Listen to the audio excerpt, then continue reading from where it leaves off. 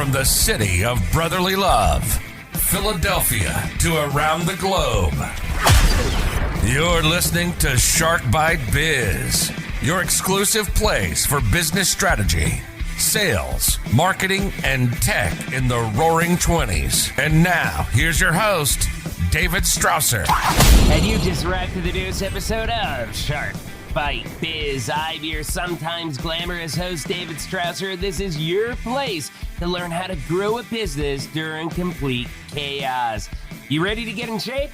Fitness is all about today's episode. First, though, a friendly reminder that you can download the Shark Bite Biz app right there on the Google Play Store. It's only for Android users right now. Apple, we will be coming soon. You will get it on iOS, and you all will be happy. But every episode out there, video and audio, is right there in the app. Plus, you can purchase the freshest zombie-themed coffee on earth, our own coffee brand, Dead House Coffee, right there on the app. Otherwise, you can head on over to deadhousecoffee.com, use code SHARK. You'll get 20% off your order, and we get all the proceeds to continue producing our show at the highest quality possible. So let's get back to today's stellar show. We're going to be talking about the fitness business again. This is something that we have talked about a lot during our time on this show.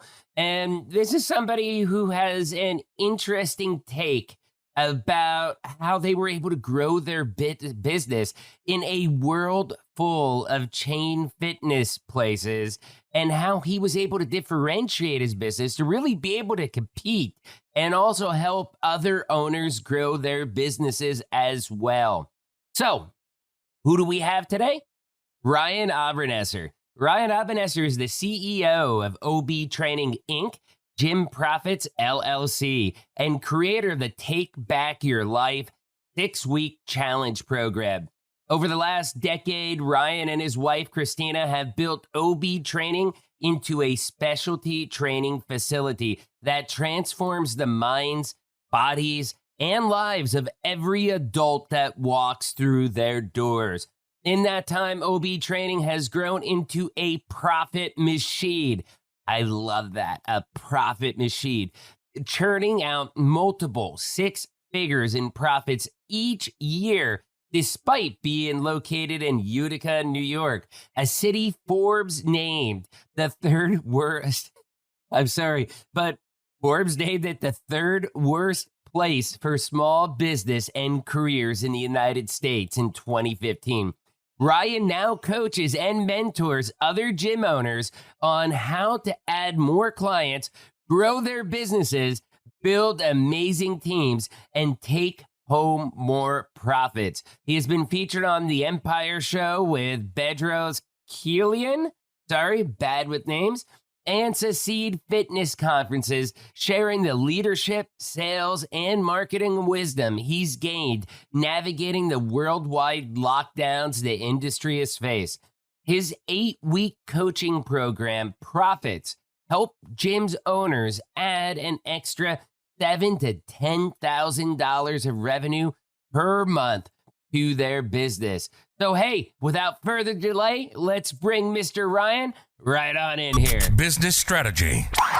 Ryan, welcome to Shark Bite Biz. You, my friend, you just became Shark Bait. Hey, David, thanks for having me on. I really appreciate it. No problem whatsoever. So we got a tradition here in the show. Very first question is, where have you been? What have you done? What are you doing now? Basically, tell us, what is that secret sauce that makes Ryan Ryan? Yeah, so for the last decade plus, I've been in the fitness industry. My wife and I started a training facility back in 2014, focusing on transformation programs for adults. And, you know, we've grown that business to be very successful in our local area. And then since that point, have branched out. And more recently, the last couple of years have really been focused on coaching and consulting for other gym owners who run similar style training facilities, where you're personal training, group training, and small group training are really the main focus. So you started out basically being I guess you could say like a trainer yourself, helping people get, more fit and transform their bodies. I believe that you said transformation, right? Yep. How fun was that? How difficult of a challenge is it to get people to actually do that? I think fun is an interesting word, because in the beginning, it's not that much fun. I guess it's a little bit different, especially on the business side of things, and really getting people to understand the value in training, also the cost and being okay with it. To get private training, before I opened our facility, I was a trainer in a big box gym. So you're working 5 a.m. to 9 p.m., just taking any session that you can. And really you're working around other people's lives. So it is fun for sure, but it's definitely a challenge to get people on board to make some major lifestyle changes in order to get the results that they want. Right, right. And I really think that like when you're starting this, you have people that'll go through, like, for example, my wife, she's going to kill me for this, but like she'll do her diet, exercises, stuff like that. And she'll be going for 2-3 weeks. And she's like, I have not lost 1 pound. I am still the exact same weight. And I explained, because I used to weigh like 350. Now I'm down to about 200, well, maybe 220, because I did put on a little bit of weight during COVID, Awesome. as most people Well, have.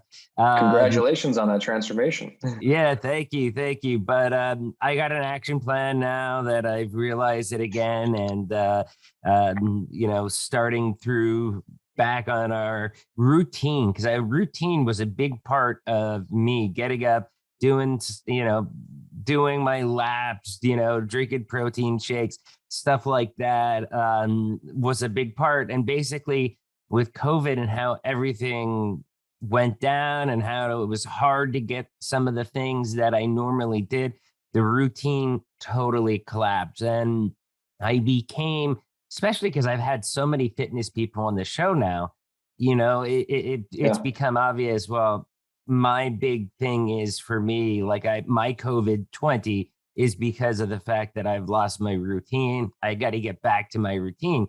But my wife, on the other hand, we live in a society where people want instant gratification. They want instant results.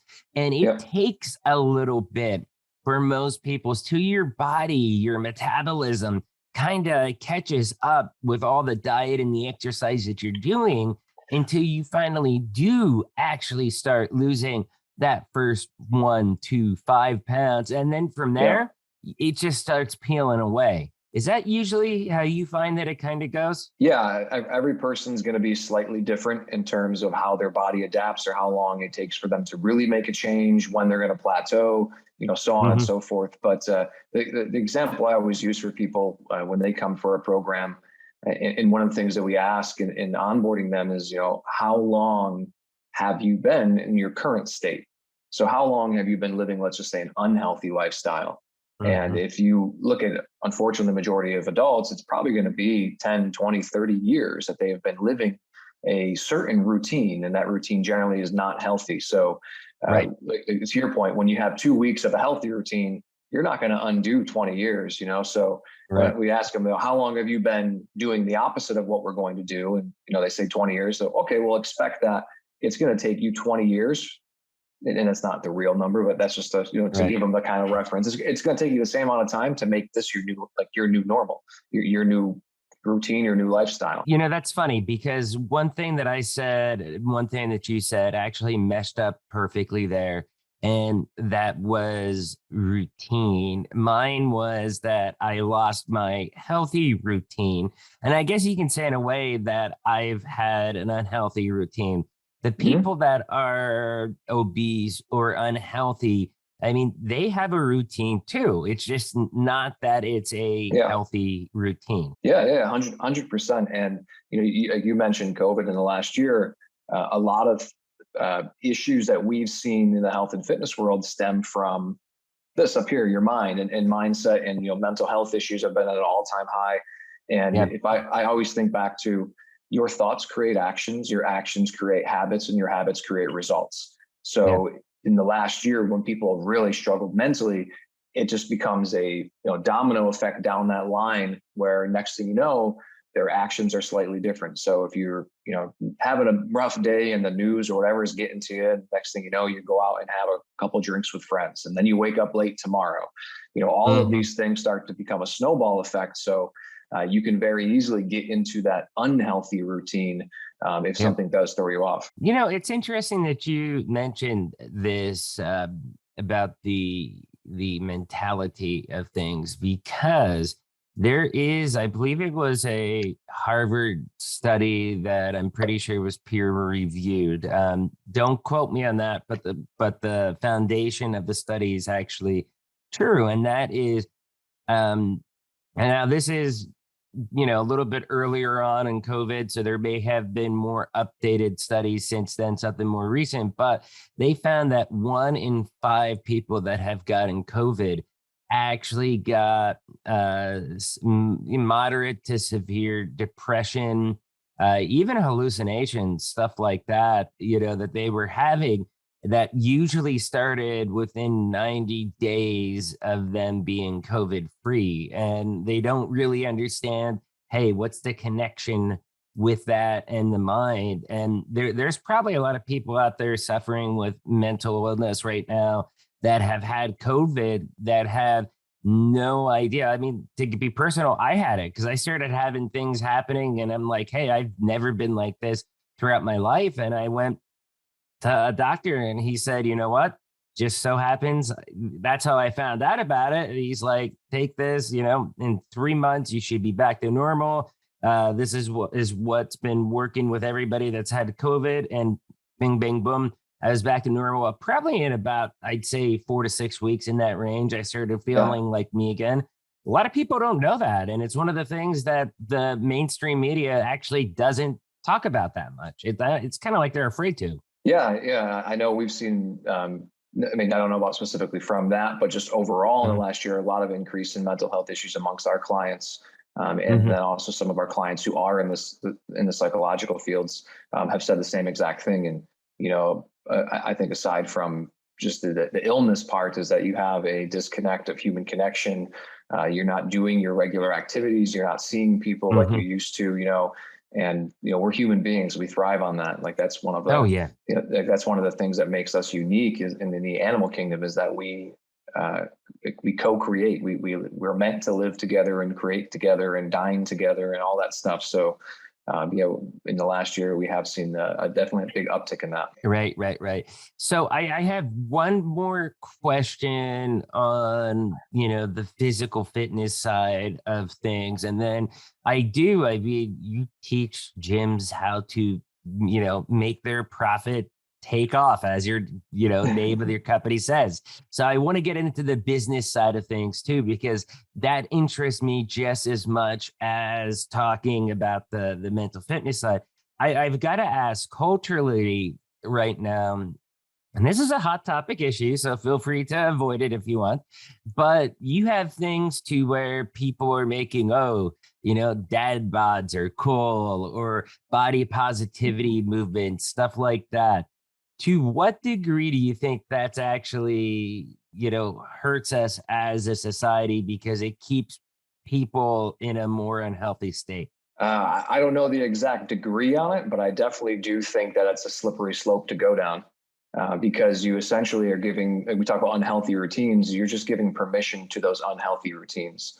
And, we've seen like every single year, the obesity rate increases. And, specifically in the last year, one of the leading risk factors is obesity, so I think that there is a place for loving oneself, accepting oneself, but there also, I think health trumps that. If you're healthy, like not everyone needs to be a, chiseled 6-pack and, bodybuilder on stage. Like that's like, of course that's not realistic and that's not necessary. But you should be taking care of yourself and being healthy. We shouldn't glorify being unhealthy because it's dangerous. It's not going to serve you. I think we're at the point to where they are really starting to glorify that. And it comes down to like, look, I want you to feel comfortable in your own skin. I want you to be happy how you are, who you are. I'm somebody that's very open. I don't judge anybody because I've also been there too. And I know the difference of how I've been treated, when I was 350 compared to when I was 200, which is kind of where I plateaued. And for the love of God, I haven't been able to really get much under that, maybe 195 every now and then, but that's it. So I've seen both sides of that. And yeah, you have to feel comfortable on your skin, but it's like when we talk about getting healthy, getting fit, it's not because it's like, hey, if you get healthy, if you get fit, you're going to be more beautiful or more handsome. It has nothing to do with that. I don't care how you look. It's actually because I want you to live a longer life, especially when we have a disease that I just saw this amazing infographic, and it laid out. It was on the Hill showed this, where the highest obesity rates are in the United States, and then they overlaid an infographic of where the highest amount of COVID deaths were, and it was almost a 1-to-1 ratio because of obesity. And that's what I think people, in fact, I think it was just the governor. I think it may have been Newsom in California who tweeted like, hey, look, fighting COVID's one thing, but one of the main accelerants of that is obesity. And we have to attack that. And he was attacked so bad, he actually had to delete the tweet. And I thought that's crazy that you're at this moment where you can't even talk about getting people to a healthy state in their body. Yeah, I'm a big believer in separating fact from feeling.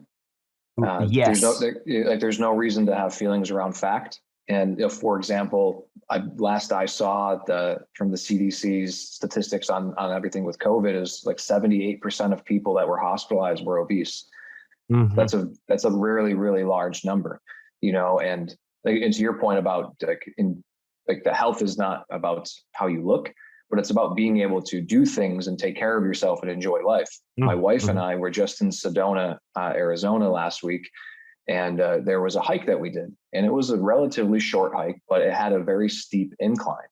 And it was sad, honestly, to see how many people couldn't do it. They stopped. And they turned around and they went back because they couldn't hike up this mountain. It wasn't necessarily a mountain, but they couldn't hike up this, these rocks because it was difficult. And it wasn't overly difficult where you needed to be like a rock climber or anything. You just had to be willing to get your heart rate up, to be a little bit challenged and probably feel some burn in your legs and arms and stuff and push through. But there was a lot of people who just couldn't and they were mad at the guides for telling them that it was a moderate trail. They weren't even, considering that it was because they weren't healthy enough to do it. It was, the guides' fault for taking about hard. We got to put the disclosure out there. There are some people, like, for example, with me, part of the reason why my weight was so high is I have a moderate to severe thyroid condition, which at that point in time, they were like, oh no, men don't get thyroid issues. It's women that gets it, but mine's like very hereditary, and I got it. My mom has it. My grandmother has it. And probably more people in our family have it that doesn't even have an idea that they do. So once they put me on the medicine, my weight stopped going up. I got my that was my big issue. Now I didn't lose weight. Because my mom was always like, oh, once I fix that, David, you're just going to start losing pounds. No, that's a lie. I did not lose 1 pound after being on the medicine for 6 months.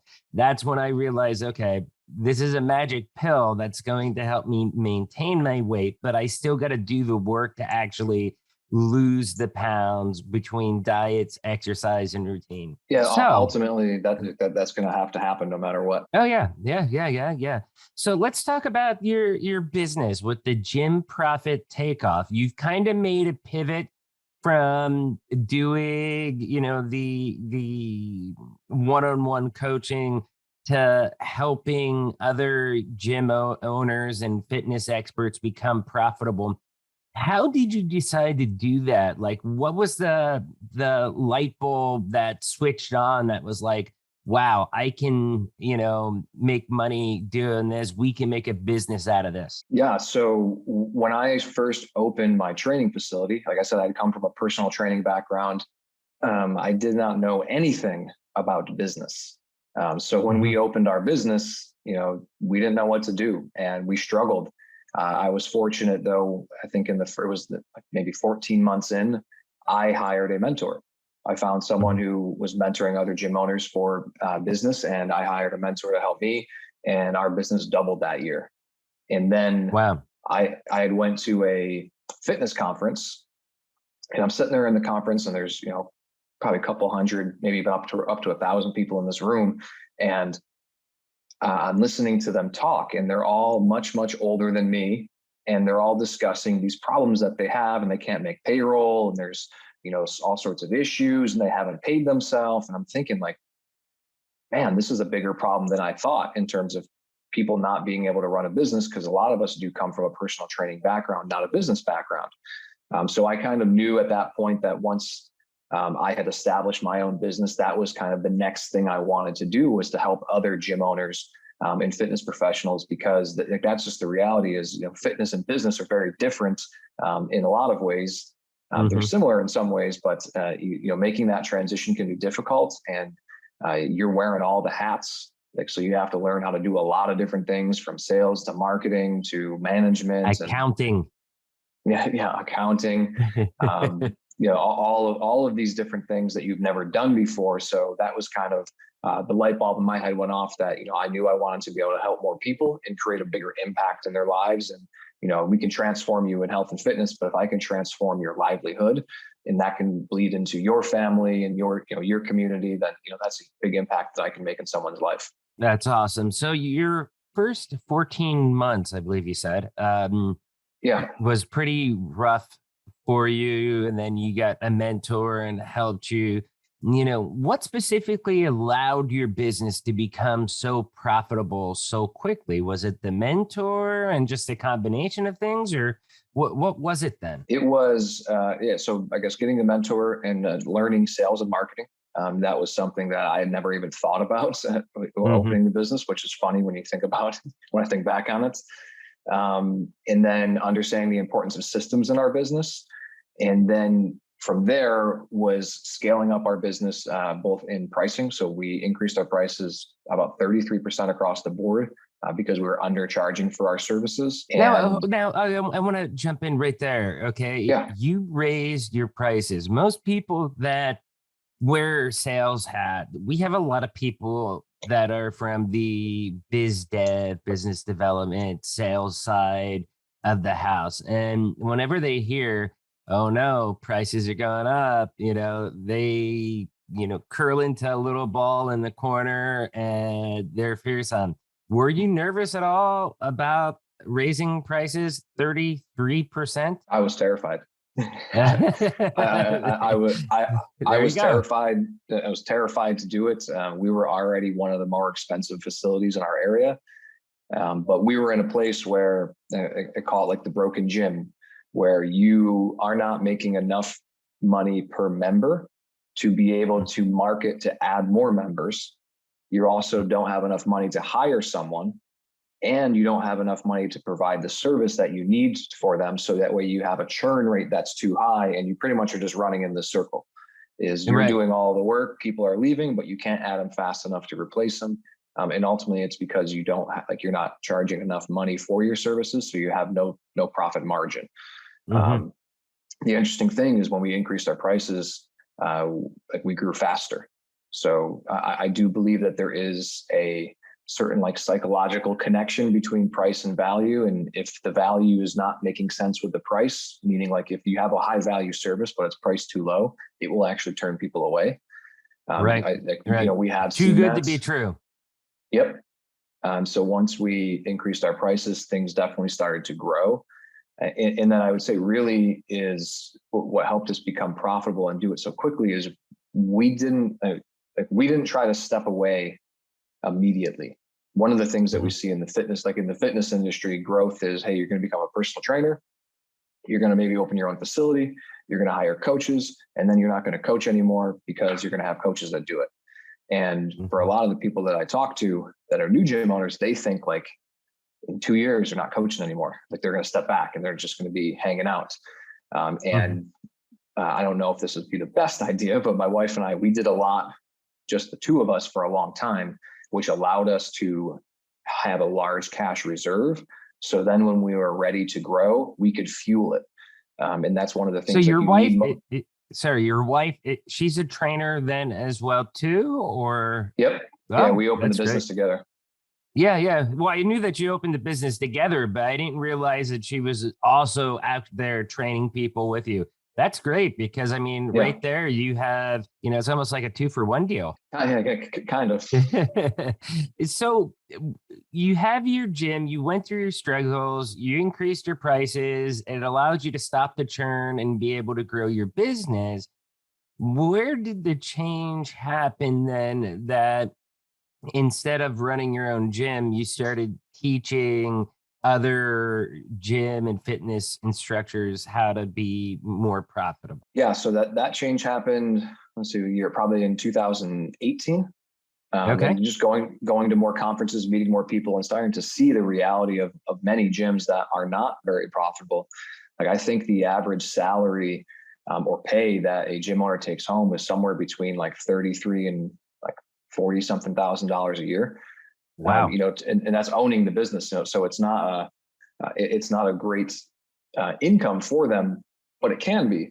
So it was probably that time that I started to get questions of, hey, how are you doing what you do? And that's when I started to realize that I know a little bit more than I thought. Or, like we have something a little bit special here with the way that we did things. I don't want to get too personal, so feel free to avoid this, but you threw out the number that they're making, 33 to like 30 to 40,000 roughly a typical gym owner was at that time. Okay. Mm-hmm. In comparison, like, can you give us an idea of where you guys were, like how big of a difference it was? I mean, were you guys up in the six figures?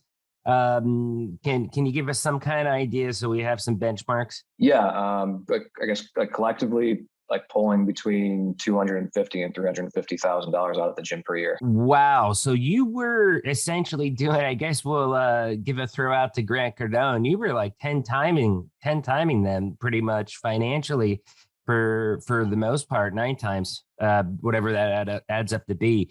That is amazing. And I think, obviously if you're doing that much more collectively than what then you have something that you're doing right. I mean, from my standpoint, if that was me and I was in that position, I would be like, okay, is this repeatable? Can I help other people do it? Is that kind of what went through your head then, talking to all these people? Yeah, is really looking at what a lot of the market was doing versus what we were doing. And then and seeing those main differences, and then being able to go into those conversations and say like, hey, here are some of the first things that you need to start changing. If you want to be able to get to that level, if you want to be able to even just grow, there's some main things that people need to start changing right in the beginning. Because again, from the fitness trainer to a gym owner is a very different transition. So they don't think about some of those things on the financial end, or like you said, accounting and all sorts of stuff. So do you still currently own your gyms today, or are you strictly doing the coaching, mentoring, and helping the gym owners? I do still own our gym today. We still have our gym in Utica, New York. And right now I pretty much oversee just the leadership and the vision of the business, and take the lead on the marketing. No, that's great. So how do you guys compete with like the Gold Gyms, the Planet Fitnesses that are like what, $10 a month, that they just try to get massive memberships and then just hope that nobody ever shows up? How do you compete with the big boxes? That's one thing I've always wondered in the gym world. Yeah, we go opposite. So I believe in a marketplace, there's only 2 beneficial places to be when it comes to pricing. You can either be the lowest or be the highest, but you have no leverage if you're in the middle. So for us, going against, Planet Fitness is $10, we're going to go the opposite. So for us, a membership starts at $200 a month. And oh, wow. we're also going to be providing something that they can't, which is going to be the coaching service and accountability, all of these different things that people really want out of the program. So that way it's not, hey, we're going to see how many people can't come, but we're going to make sure that everybody comes. So that's we great. don't want someone that's who's a whole sign nother mentality than what they're doing, because I mean, they're literally leeches of let's get everybody to sign up. It's only $10 a month. 3/4 of the people are going to forget about it after 90 days. And we're just getting all that free money coming in that'll help us maintain the equipment for the 25% the people that do show up. I mean, is that more sense of their business model? Yeah. And a lot more people pay than people think. There's a lot of people, because they'll have it and they'll forget about it. So like for us, in the opposite, if you are not in if you're a member of ours and you don't show up in the last 7 days, like we are calling, texting, emailing you that 7 days later to see where you are, what can we do to get you back in, whatever we need to do. Wow. So what do you guys do if someone doesn't show up for 30 months? 30 days. Are you going out there knocking on their door? We have done some level of like emergency rescue where, we'll send someone out to like their work and go see them, or, whatever we got to do to get in front of them. We have a follow-up process it's mostly phone, email, and text messages that we'll go through. And, you could not respond, but we're still going to follow up, that's one thing. Like, we're always going to follow up to try to get you in the gym. I'm also not responsible for your finances, though. So if you want to ignore us and you want to not, communicate with us, but you want to keep paying, I'm not going to stop you. But we're going to do everything we can to make sure that you get the value out of what you're paying for. That's amazing, though. I mean, like, for example, my day job, Vision 33, we do ERP, which is accounting software, business management software, and stuff like that. The back end systems that businesses like yours would need. But basically, like we have our AR collections process where it's like a 10-step process that we go to once customers are accumulating debts after, usually we give them like net 30 terms. So once they get to net 60, that's when like the red flags go up and we start our collection process. That sounds like what you start doing in a way, but it's not to collect the money. It's to recollect the client starting after 7 days. I mean, that's amazing. I don't think I've ever heard that from any of the gym owners or fitness people that we've had in here, at least that aggressive. We try to be different. Yeah, that's awesome. So doing what you're doing, managing the gym. We've already talked about your first 14 months. And now you're teaching other businesses how to replicate your model. I really like how you put it. We want to be either the most expensive or we want to be the cheapest. Obviously, the cheapest isn't going to work because Planet Fitness is, $9 a month. So you're going the opposite direction, $200 a month. But what other types of failures have you experienced in your business along the way that really shaped the path and helped you get to where you're at today? Yeah, I would say in terms of failures, in the beginning, we had tried. So a big piece of our business was sports performance. In the beginning, we had athletes that we trained, and that was really my cup of tea. That's what I ran. We had some failures in trying to acquire school contracts, but that really just drove us to grow other things and to grow our own private athletes, training business instead of trying to get connected with some of the colleges when those things fell through. And then I'd say some of the biggest failures, honestly, had been around leadership and, learning lessons of leadership and how to become a better leader. Because earlier on, I think in like 2016, 17, I did try to step into the coaching and step away from the business, and it was too early. And I learned the hard way of, having, not taking care of our team members the right way and things not going as planned and having to restructure and get step fully back into coaching clients and all these different things because of those missteps. So those are probably some of the most valuable lessons I learned around leadership. And your business is only going to grow to the level of leadership that you have. Yeah. I mean, being a leadership, especially in the industry you're in, I mean, you really have to be a strong leader and a strong mentor. And I mean, I go back to when you were telling us that you got a mentor. And I mean, you could tell that you've got leadership skills. I mean, you're able to mentor people, but you need to find someone that's even higher than what you are to be able to get you on that right path. That had to Yeah. be tough to do, right? There's always someone on another level. So Yeah. I guess that's true. So let's talk about we've kind of talked about this when we were talking about obesity and the fitness of things, but the pandemic, COVID, it has been very tough for us for a number of ways that we've already discussed. What about your business? I mean, you're in New York, okay? So yeah, you're one of the states that had, I think, some of the toughest close downs, regulations, right up there with California, from what I understand. yeah. How was your business able to continue to thrive throughout 2020? And I guess we'll say at this point, 2021. Yeah. So I'd say the biggest thing, and this is a lesson that I learned from one of my more recent mentors, Craig Ballantyne, during the very beginning. I think this is probably March, April 2020. He said that a true leader is someone who absorbs fear and exudes hope. And I forget who said that. That is a famous quote from someone. I can't remember the name exactly. I think it was David Strausser. It No, might have I'm been. kidding. Yeah. That's me, by the way. I'm kidding. We immediately took right off, and we shut down March 14th, and by March 15th we had a live TV show we started shooting of workouts that we put on social media.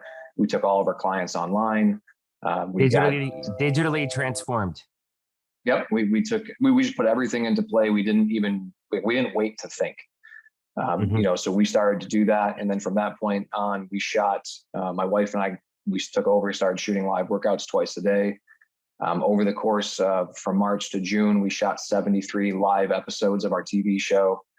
For the workouts, wow. We put on 14 different concerts, I think, or maybe 11 different live concerts. We connected with local musicians. Wow.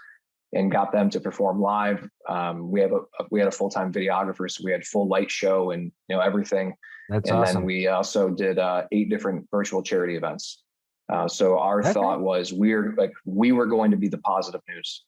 We were going to be that beacon of light in the community, and be everywhere that we could in the virtual world. How was Churn during the pandemic with you doing that digital transformation? Was it higher than you would have liked? Was it what you expected? It's really hard to say what we would have liked. I would have loved for everyone to stay. But we knew that was never going to be the case. During that time, we probably took about a 30% hit, which is why I'm so passionate about the idea of profitability in a business, because even with that hit, we could still continue to push and still continue to grow. Because you have recurring, predictable revenue for the most part. I mean, in the software world, we're always talking about SaaS, software as a service. It's the recurring fees. Everybody's doing that. I mean, you probably do it with your Microsoft Office account where you're paying X amount, or your Windows 365 account, whatever they're calling it now. But with that, you have a nice model to where even if you lose 10, 20, probably up to, I think 30 to 35% is probably where I think the red line is. You should still be able to, to survive, because you have built up such a large amount of that recurring revenue. Yeah. Yep. Yeah.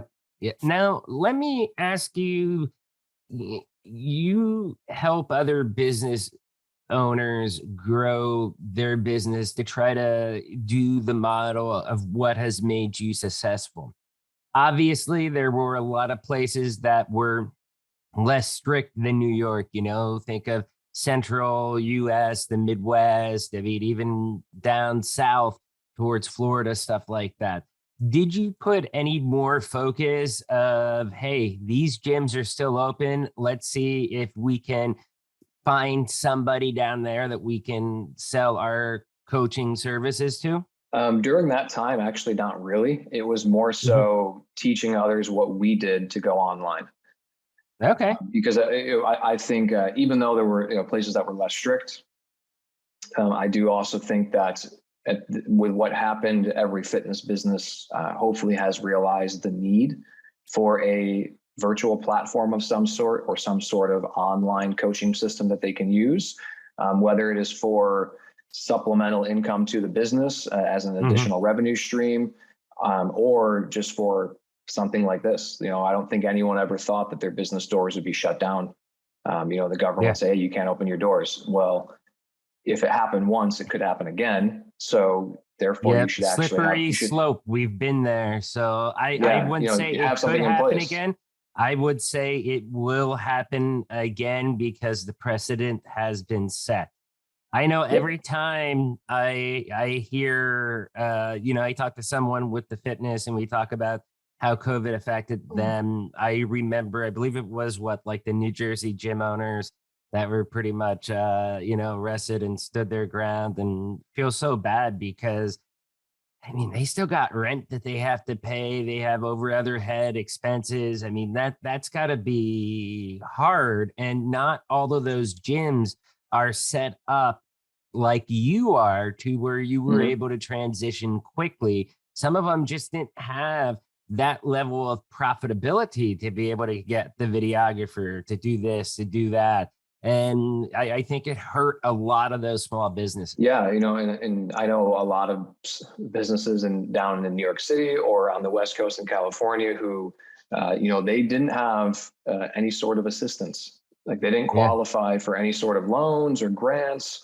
Their Yep. landlords didn't work with them. Like I know some on the West Coast is $250,000 in back rent.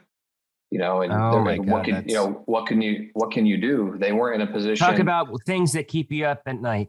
That would be one of them. Yeah, like their business model wasn't something that was easily transitionable to online. They didn't necessarily have the means to do it at that time, and there was zero assistance on the rental portion when it came to their landlord. So, yeah, they're stuck with 18 months of back rent. Wow, that's crazy. So I've got one last question for you, and then we'll get your info and stuff like that. Is you have one gym, it's operating obviously very profitably. Now you have digital training as well too. What about a second location? Have you ever thought about opening up a second location, second gym, third gym, franchising the model? Has that crossed your mind, or is that not your thing? I did. I did at one time think about that and opening a second location. And actually, like my mentors at the time recommended against it. Mhm. Just in terms of what How my long ago overall was goals that? are. It was actually 2019, so I'm glad that I didn't. Yeah. With COVID that happened. Yeah. But who knows? I mean, give it another couple years and wait. First off, let's get into the objection. Why did they recommend not opening it? So one of them said something that I think is kind of a good way of how I thought about it as well, is rather than try to paint a whole bunch of different paintings, you could paint the Mona Lisa. So, Right. To try to create something that's unique and special versus trying to just make something that's replicable. Okay. And it's just, a cookie cutter design, I would say. And I guess the other one, when it came to the thought of opening another location or pushing more into business coaching and consulting and speaking and the things I really want to get Mhm. into, he said that opening a second gym was chump change.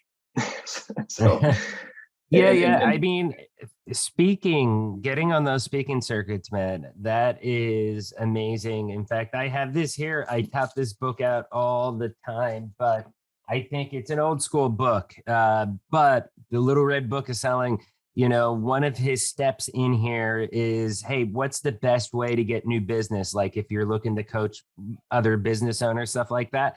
His answer, free speech. And it's not free speech like First Amendment free speech. It's yep. getting out there and speaking wherever you can. Because if you get an organization that has you as a speaker, whether it's a chamber of commerce or whether it's a fitness focused thing right there. It's instant validation. And, if you nail it out of the room, you're going to have leads that come to you right after you finish talking. Yeah, 100%. So with replication, every additional facility is a little bit more challenging to become as profitable, and it's never going to be as profitable as your first one. So I think that was kind of what he was saying is like you can do it, but it's like what is it? Is the juice worth the squeeze type of thing? Yeah, I haven't heard that phrase yet. That's a new one for me. I love it. So, hey, this has been fun. You enjoy yourself? We had a very good, deep, far-reaching conversation, I thought. Yeah, of course. Oh, awesome. So let me ask you, how can people find you and find OB training? Yeah, so best place to find me just for any sort of business material is on my Instagram, which is just my name. So at Ryan Obernesser. Always open for email. So anyone has question about business or marketing at ryan@ryanob.com. And then the website for coaching and consulting is gymprofittakeoff.com.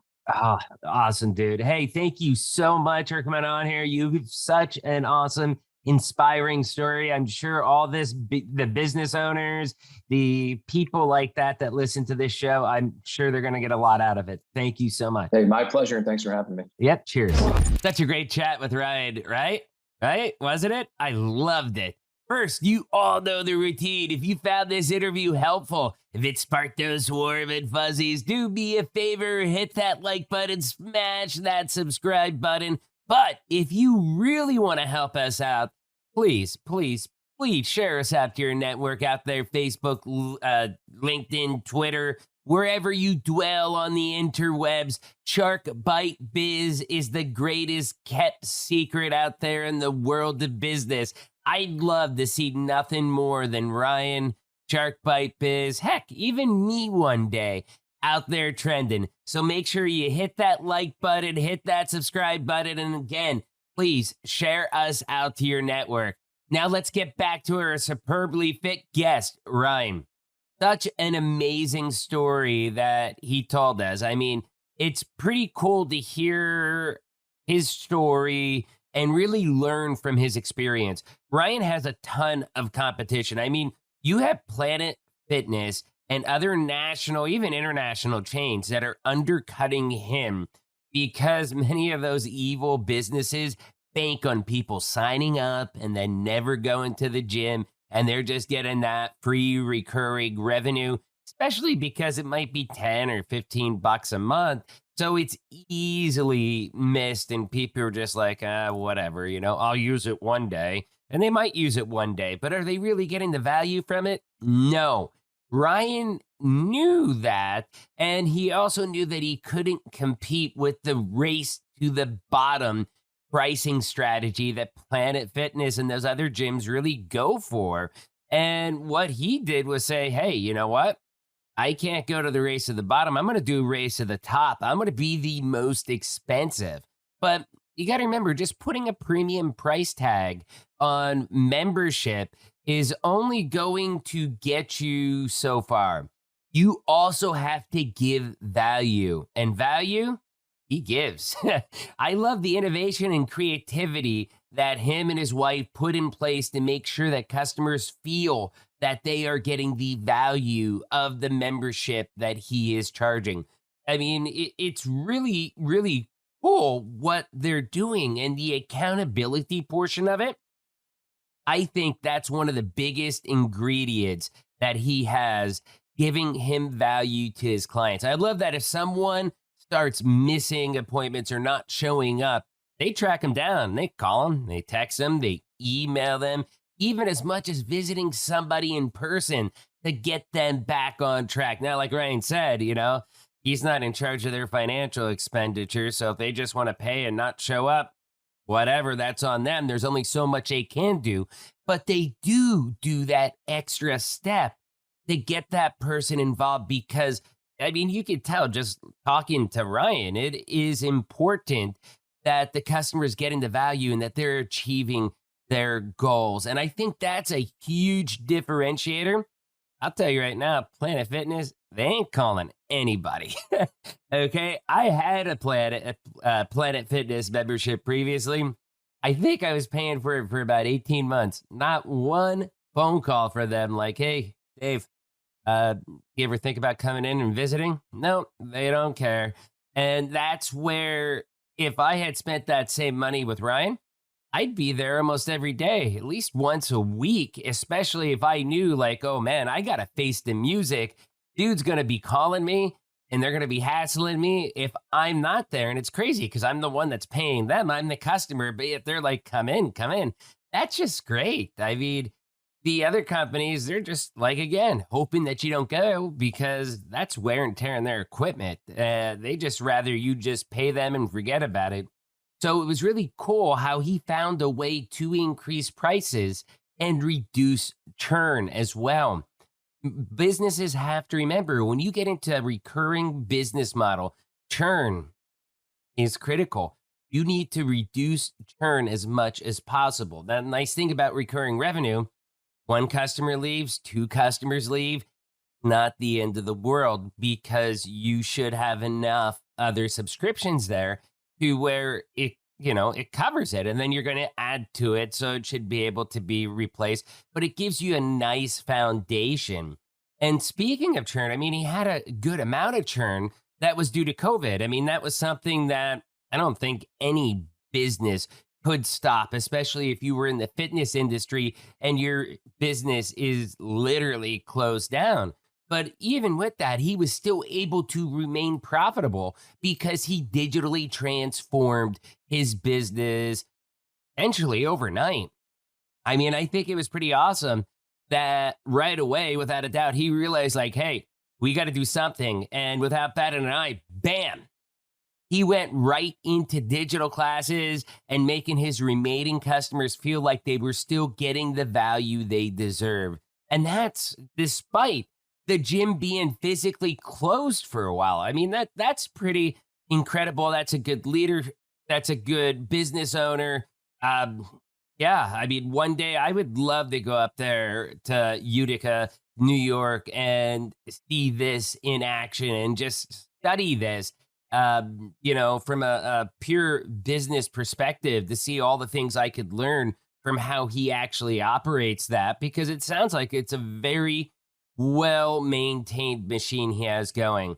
So this is, really what happens when you just go out there and do it. You go there and you just get it done. You know what you have to do, okay? You know what the situation is. You can't change the situation. The situation is what the situation is. You can't, unless you're going to rebel like some gym owners did in New Jersey. I mean, you're pretty much stuck. So you have to make the moves as quick as possible and adapt to the situation at hand. So really, congrats on all your success, Ryan and Christina. And really, I want to have you both back on the show again in a year to see how things are post-pandemic. If we ever get post-pandemic in a year, that is. Who knows at this point? So question of the day, have you stayed fit during COVID? Did digital training classes work for you? Leave a comment down below on YouTube. Remember, if you want to be on the show, interviews at sharkbitebiz.com. Please don't forget, if you're on YouTube, you can join the channel. It's $3 a month to become a baby shark. Or head on over to deadhousecoffee.com. Use code SHARK, get 20% off your order, and please help support this show. Y'all know this by now, but I'm David Strausser. This is Shark Bite Biz. We'll see you all next episode. Cheers.